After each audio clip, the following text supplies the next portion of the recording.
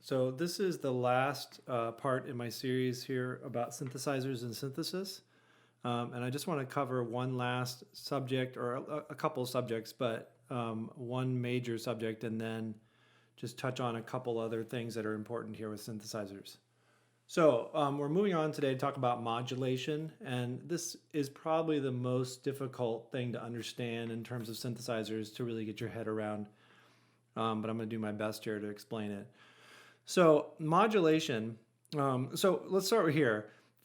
Obviously, this graph is from before. These are the three principal components of a synthesizer, right? The sound oscillators, the filters, and the amp envelope.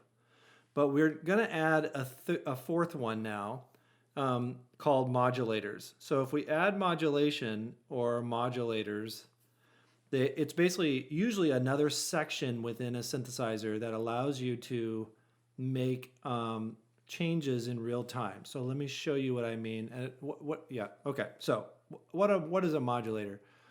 A modulator, modulation in synthesis means to change or control a parameter with a vector line, like automation, in real time. Okay. This can be done in many different ways, but most commonly it's with an LFO or a modulating envelope. Okay. So as we know with ADSR, we have the attack time, the decay time, the sustain level, and the release, right? And the way we've been talking about that is in terms of the amp envelope over here. We can now use another envelope that might be exactly the same as the amp envelope, or it might be different, to change other parameters of our sound over time, okay? So what that means, for instance, is that I could attach a different envelope shape to, for instance, my pitch. Pitch is a good example because it's really easy to understand. And I can make the pitch modulate, go up and down based on the shape of the amp envelope, okay? Or I could modulate a filter, or I could modulate a, what else? All kinds of stuff. Overdrive, I could modulate some sort of effect. I could modulate delay. I can do all kinds of things with modulators. The idea is that I'm changing, again, a means to change or control a parameter with a vector line, right? And a line means like, you know, some sort of data over time, okay? So the two types here then are a modulation envelope, which is a second or multiple in like ES2, for example, or sorry, not ES2, in alchemy, you can have many, many different envelopes that do modulation. A second or multiple ADSR envelopes are used to map the motion of other parameters, like filter cutoff, for example. Okay? The second one, and probably the most common actually, is what's called an LFO. And an LFO stands for low frequency oscillator or low frequency oscillation. And it is a wave oscillating below the audio rate, which is at 20 hertz. And it's used to map the motion of a parameter of some kind, okay? So, and one of the most common ways we use an LFO like this is to modulate, for instance, the filter cutoff, okay? And let me show you an example of how this kind of thing works. So as you know from this picture, right, a waveform looks like this. It has a peak and a trough. It oscillates back and forth, okay? So I can do that. Actually, I have in Max here, this is one of my synths in Max. Let me see if this finally works. Yes. Let me pick WC here. So here's a single sound. So if I go into the effects panel, you can see that I have some oscillators already running, okay? And if you'll notice here, it says LFO because I've chosen an LFO here. And so as I said, LFOs most of the time are oscillating back and forth below the audio rate. And most commonly, they oscillate at some sort of timing based on tempo. So in my max patch, I can choose the half note, the quarter note, okay, or the whole note to oscillate something inside this synthesizer, okay? So this is not running because this oscillator is off, but if I were to turn it on, listen to what you hear. Oh, nothing. Why is that? Let's find out. So I think it's probably my outputs in Max. Let me go. Sorry. MacBook Pro speakers. Yeah, my speakers are on. Oh, it's because it's not running. So let me turn it on. Okay, so let me turn these off. Oh, what a mess. Clear all this out.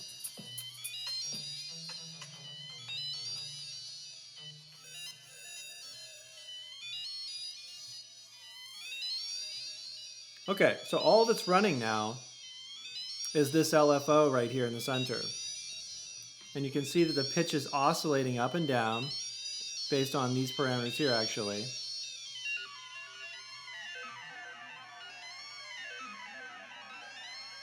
Okay, so, but another good source of oscillation is just filter cutoff. So let me show you what that one looks like. If I play this synth,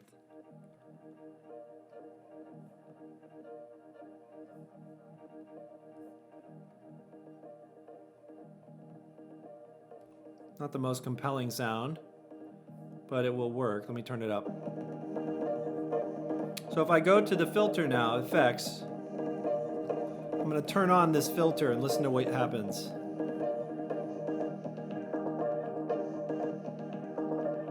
Let me turn on the post.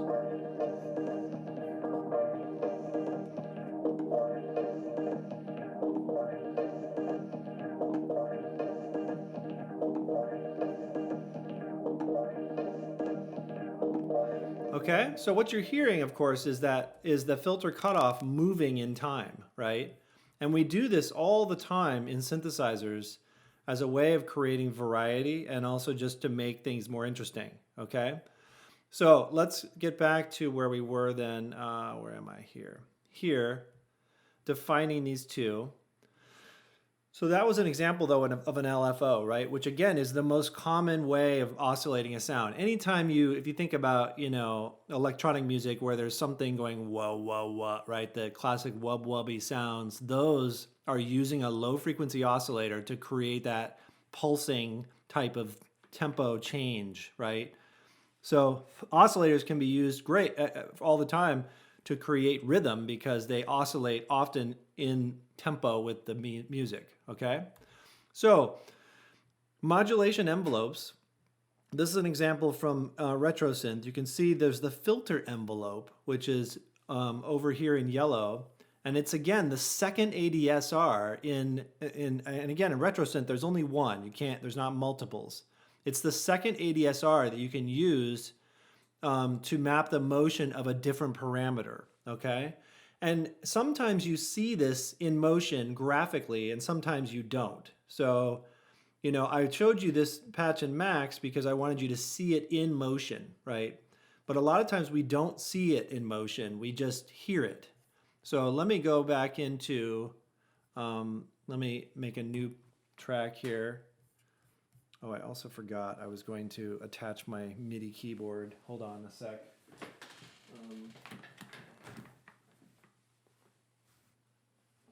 I don't know if you might hear my crazy cat purring. Yeah, she's sitting on my lap, purring her brains out. So, yes. Okay, so let's get back here. So RetroSynth, let me pull this up and show you what I'm talking about here. We're not going to use the LFO. We're going to use this amp envelope. So right now, if I play this sound without the envelope, listen to what I get. Okay. But now you can see the amp envelope, actually, the filter envelope here is a little bit different than the amp envelope. It has a attack time, a ramp time of 1200 milliseconds, 1.2 seconds, right? So what's going to happen now, basically this filter is going to go wah, wah, right? It's going to move like this across and in the shape of this envelope. So listen to what you get. Okay, and if I had, for instance, an actual decay and a sustain level, listen to what I get. Right, and then it settles into that time.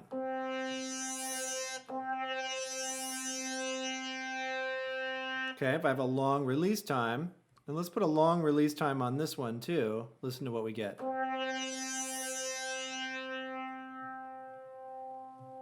So the sound is filtering through this envelope, right? The envelope is triggering the sound, the motion of this. You don't see the motion, but that's what's happening.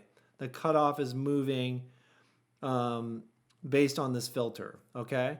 So let's see also, so that is how an envelope works. Let's look at, in alchemy, how an LFO works, because we can see LFOs in alchemy. So if you look here in this section of alchemy, it says modulation, right? And I'm not going to get into how to do all this. I just want you to understand the basic concept. If you're really interested in this, take Advanced Electronic Music in the fall, Music 325. I get into all this stuff pretty intensely. Let's initialize the preset here. So all we have is a saw wave. Okay? So one thing that I said I could do was that I could use an LFO, and if I click the LFO here, here's my LFO. I could use an LFO to modulate the pitch of a synthesizer, okay? So what I'm gonna do is turn on this tune, and I'm gonna say on here, and I'm gonna go to modulation, LFO, new LFO. So now this LFO is going to be mapped onto this tuner, okay? And the way it's gonna work is, it's synced right now to the quarter note. So listen to what happens when I play it. Nothing is going to happen because of the mod depth.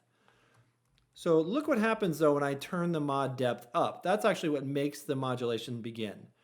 When I turn it up, look what happens up here. This yellow line appears showing me where the modulation is going to happen in the sound. And listen to it when I play it.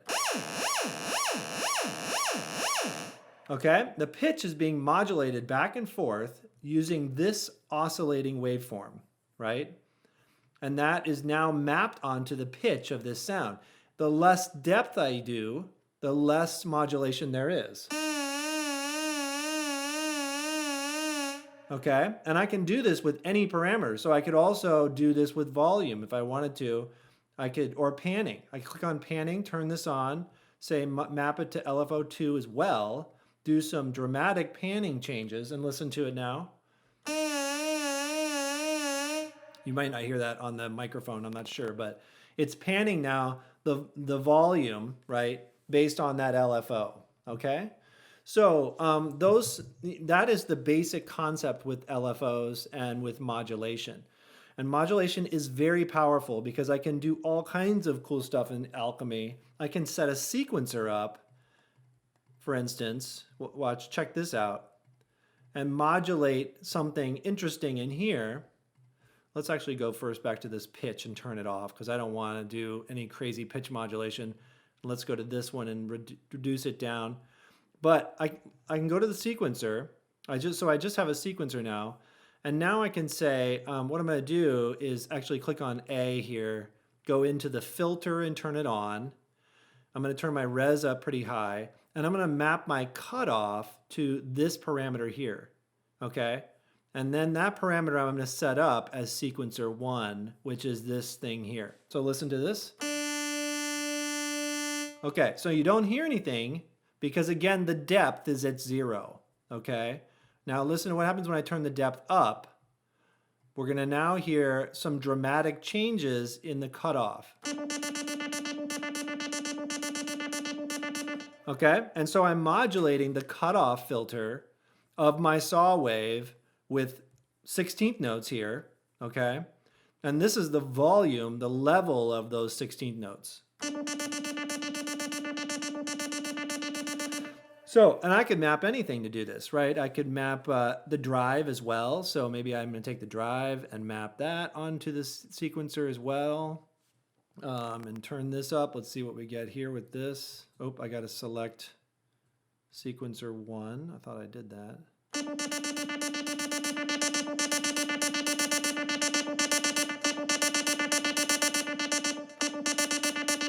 So the drive isn't that obvious, but let's try it. Let's try the res.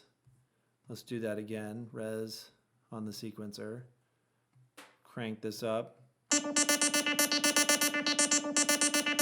So I'm making all kinds of changes now based on this sequencer, right? And I have my LFO running on the panning, And so I've got all kinds of stuff. These are all just ways of changing the sound over time, okay? And you know, if you pull up a preset in Logic, you're going to see lots of automation, right? So, or modulation. So if I click on any of these, go to global, any of these yellow lines here, orange lines, are going to show you what is being modulated over time. Okay, and you can see the modulation often by just watching those little lines move. Let's try another one. Oh, that one's kind of...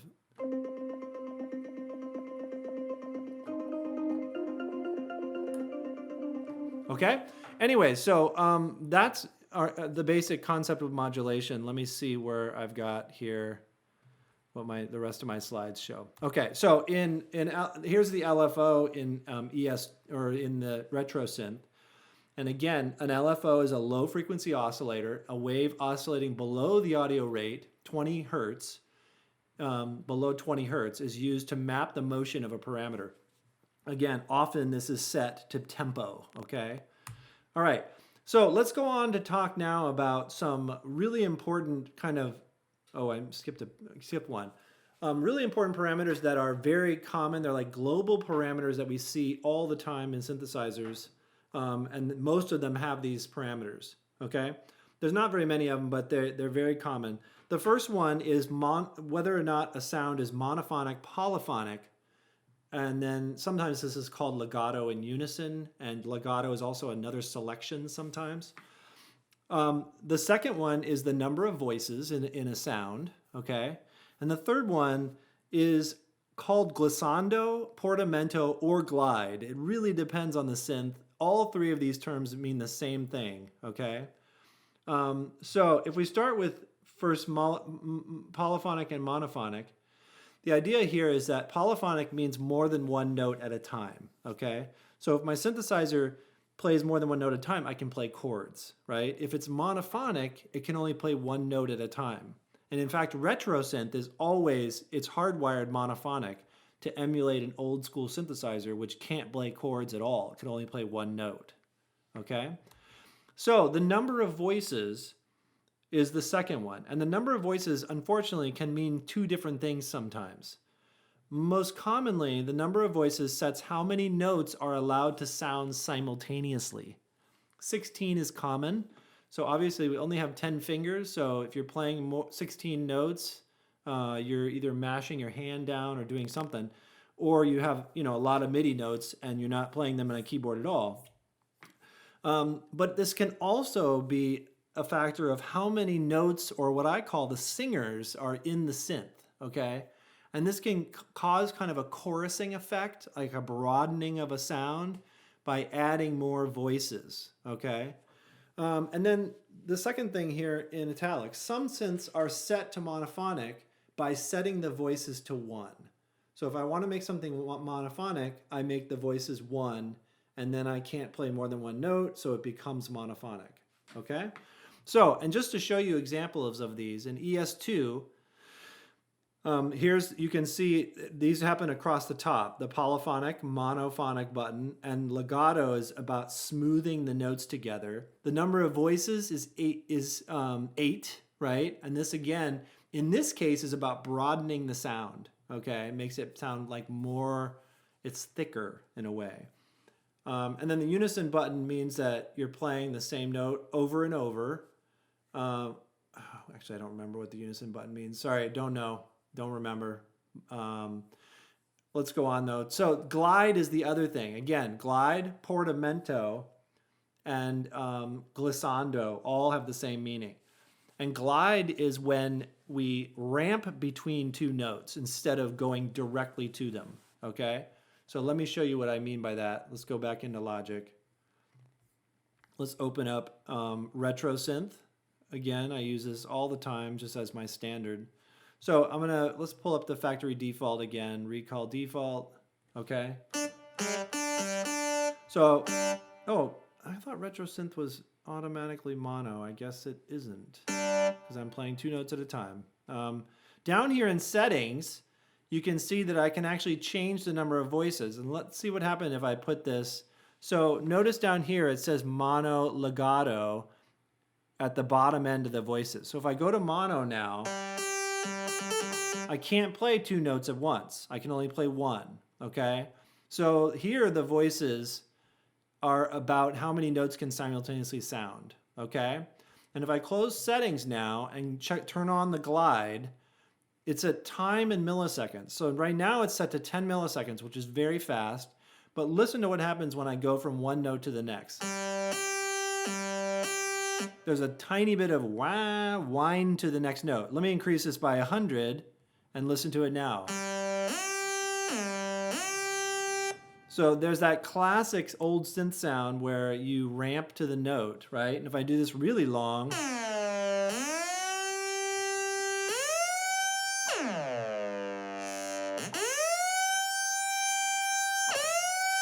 so that's kind of a really cool classic sound. But that's what glide does, right? It's going to map or basically vector from one note to the next instead of going straight to it, okay? This is actually a really great thing to automate because sometimes you want to kind of bend to a note and you can use glide, but then you don't want to do it on every note, so some notes you'll turn it off, okay? So similarly, if I go into for ES2, let me go into ES2. So here's ES2. Similar sound, right? And my glide is right here, okay? So now, the glide right now is at short, which means nothing. But if I turn this up to 50 milliseconds, listen to my sound now.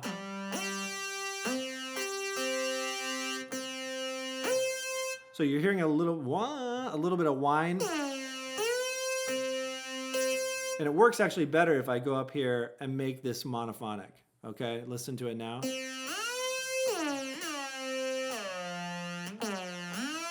Because I can only play one note at a time now, okay? But let's hear what the sound is different if I go from voices down to one voice.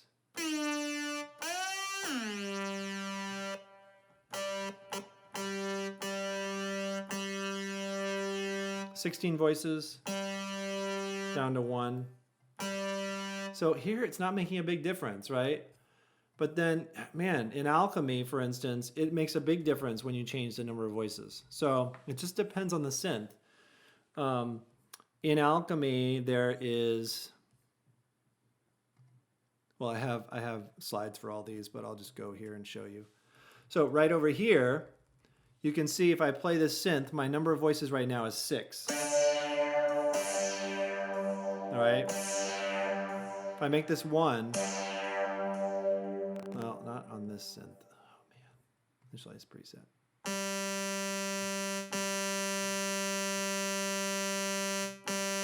Yeah, it does. I guess it's not actually changing the sound. It will change the sound if I add some detuning, which I can do. Oh, anyways. So let's just go back to what we were. Anyways, but this is where I change the number of voices. If I want this to be unison, again, with only one note at a time. And here's my glide. And in this glide, I actually have a parameter where I can change from, I'm not sure what percentage means. Oh, it's based on the time, the length of the previous note, actually, is what the percentage means. It can be a really cool way of doing glissando here. So if I go to time, though, now the glissando is in milliseconds, right? Okay? So that is, and so those 3 parameters, let's go back here, matter a lot, right? As I said here, this is an Alchemy. ES1, you can see the unison button right here, the voices over here, here's the glide time, okay? What else do we have? Oh, this is Logic's vocoder synth, and you can see we have poly, monophonic, and legato buttons, and then also the number of voices over here, okay? So, anyways, so that is it, you guys, for this entire synth this week, right? Which has been about synthesizers. Remember that your 3 little quizzes are due by, I've actually changed the due date on them. They will be due by Monday or Sunday night, okay, at 5 p.m. So get them done before then, or they will disappear off of Blackboard, okay? And I will also email you this entire PDF, which has gotten quite long now, 73 slides. But there's a lot of content in here. So if you have any questions, just feel free to send me an email or send me a chat. And today I'm doing office hours from 2 to 4 p.m.